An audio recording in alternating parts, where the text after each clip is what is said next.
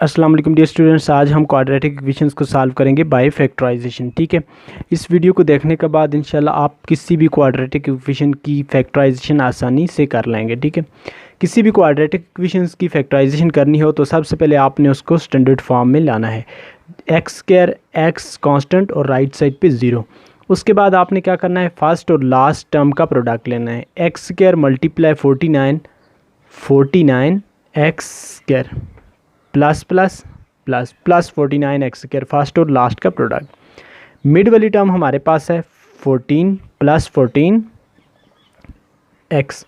अब हमने दो नंबर्स ऐसे ढूंढने हैं जिनको हम मल्टीप्लाई करें तो 49 और उन दोनों को ऐड करें या सब्ट्रैक्ट करें तो 14x आए, और उन दोनों को मल्टीप्लाई करें तो 49 आए। तो 49 हमारे पास आ सकता है 7 क्रॉस 7 से, या आ सकता है 49 मल्टीप्लाई 1 से। ठीक है, तो 7 क्रॉस 7 49 होता है, 7 प्लस 7 14 भी होता है। ठीक है, तो ये हमारे पास दो नंबर्स आ गए। ठीक है, अब हमने क्या करना है, फर्स्ट टर्म इसी तरीके से लिखनी है। ठीक है, अब ये जो दो नंबर हैं 7 और 7, ठीक है, इन दोनों को हमने लिखना है 7x। ठीक है, ताकि इन दोनों का सम जो है वो 14 बनाना है। ठीक है, तो दोनों के साथ प्लस रखेंगे तो क्या आएगा, plus 14x plus plus plus 7x 14x। ठीक है, और plus plus plus 7 7 49 x square. ठीक है, तो इस तरीके से ये दो फैक्टर यहाँ पे एडजस्ट हो जाएंगे। Plus 49 equal to 0। अब अपने इन दो में से कॉमन लेना है और इन दो में से कॉमन लेना है। ठीक है, इन दो में से कॉमन क्या आ जाएगा, x, यहाँ पे बच जाएगा 1x प्लस 1x, यहाँ से कॉमन चला गया तो यहाँ बच के सिर्फ 7 प्लस इन दोनों में कॉमन है 7 7 7 49। ठीक है, 7 कॉमन है तो यहाँ पे बच जाएगा x प्लस 7 7 49 इक्वल टू 0। अब इन दोनों में कॉमन x प्लस 7 है, तो x प्लस 7 हम ले लेते हैं कॉमन, तो यहाँ पे बच जाएगा x प्लस 7 कॉमन आ गया तो यहाँ पे बच गया 7 इक्वल टू 0।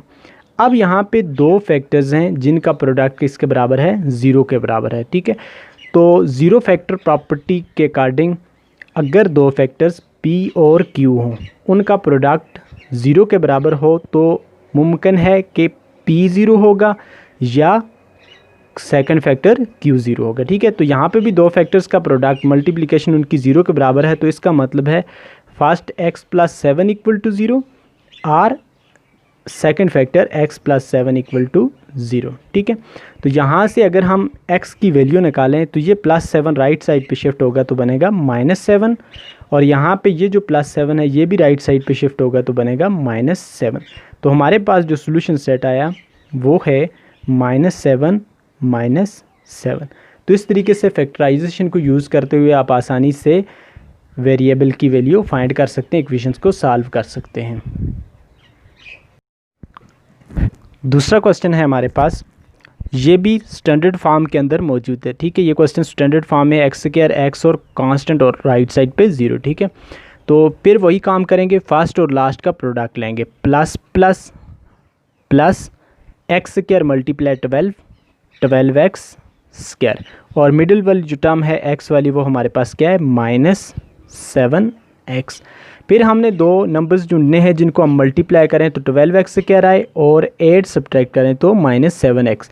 अब देखें 12 किस से आ सकता है, 12 आ सकता है 4 क्रॉस 3 भी 12 होता है, 6 मल्टीप्लाई 2 ये भी 12 होता है, 12 क्रॉस 1 ये भी 12 होता है। ठीक है, तो अब हमने देखना है ये है कि कौन सा जो है वो यहाँ पे फिट आता है। ठीक है, तो पहला अगर हम देखें तो 4 मल्टीप्लाई 3 4 3 12, अगर 4 और 3 को ऐड कर दिया जाए तो हमारे पास 7 भी आता है। ठीक है, तो यही नंबर्स जो हैं वो हो सकते हैं। ठीक है, तो अब हमने इन दोनों नंबर्स को यहाँ पे एडजस्ट करना है। ठीक है, तो एक्स स्क्वायर पहले ऐसे ही। ठीक है, अब 7x 4x और दूसरा 3x।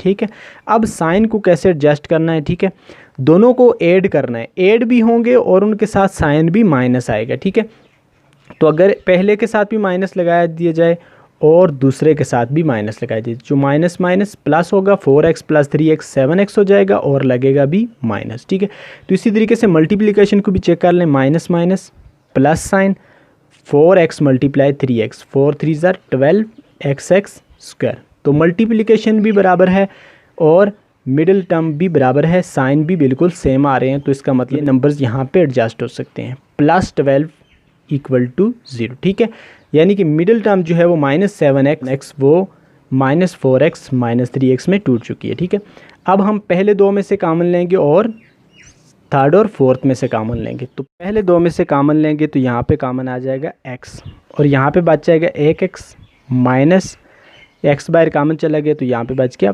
4। और अगले दो में से जो है वो माइनस, दोनों में 3 4 ज़ार 12 यानी कि 3 कॉमन आ सकता है। यहाँ पे बच गया x माइनस प्लस माइनस, अगले दो में से कॉमन आ सकता है -3, तो यहाँ पे बच जाएगा x माइनस प्लस माइनस 3 4 ज़ार 12 इक्वल टू 0। अब इन दोनों में से कॉमन है x माइनस 4, तो यहाँ पे कॉमन ले लेते हैं x माइनस 4, तो यहाँ पे बच जाएगा x और इधर x माइनस 4 के साथ बच जाएगा -3 इक्वल टू 0।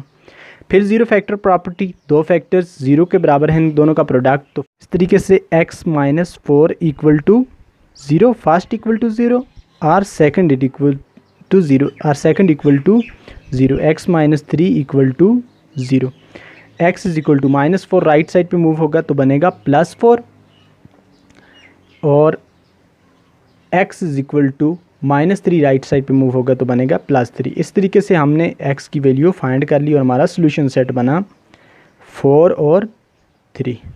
तो इस तरीके से फैक्टराइज करके हमने आसानी से इक्वेशन को सॉल्व कर लिया। क्वेश्चन है, ये भी स्टैंडर्ड फॉर्म में मौजूद है, x स्क्वायर x और कांस्टेंट राइट साइड पे 0। ठीक है, तो फर्स्ट और लास्ट का प्रोडक्ट देखें तो plus minus minus x square multiply two 2x square. ठीक है, मिडिल टर्म x वाली जो है वो -x है।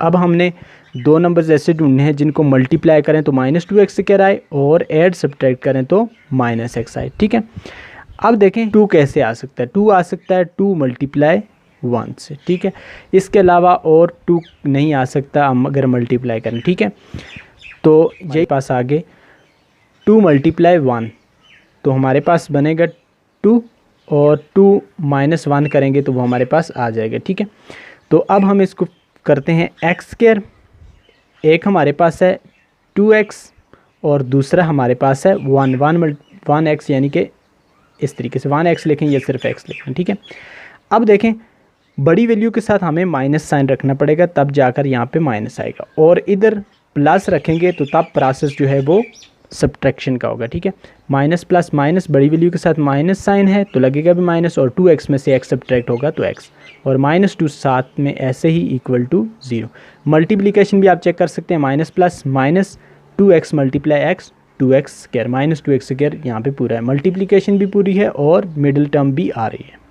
अब इन दो में से कॉमन और इन दो में से कॉमन, पहले दो में से कॉमन है x, अंदर रह जाएगा, यहाँ पे x स्क्वायर था तो यहाँ पे 1x कॉमन आ गया तो बच गया 1x माइनस 1x बाहर और यहाँ पे बच गया 2 और अगले दो में से क्या कॉमन है +1 तो आगे बच गया x माइनस 2 1 ज़ार 2 इक्वल टू 0। अब इन दो में से कॉमन है x माइनस 2 तो यहाँ पे बच गया x और इधर बच गया +1 इक्वल टू 0। अब फिर दो फैक्टर्स का प्रोडक्ट 0 के बराबर है तो फर्स्ट फैक्टर इक्वल टू 0 और second factor equal to 0 by 0 factor property. अब यहाँ से x की वैल्यू निकालें तो -2 राइट साइड पे जाएगा तो +2, इसी तरीके से यहाँ से x की वैल्यू निकालें तो +1 आगे जाएगा तो बनेगा -1। ठीक है, तो इस तरीके से हमारे पास सोल्यूशन सेट आ गया 2, -1। तो इस तरीके से फैक्टराइजेशन को यूज़ करते हुए हमने आसानी से वेरिएबल की वैल्यू फाइंड कर ली। ठीक है।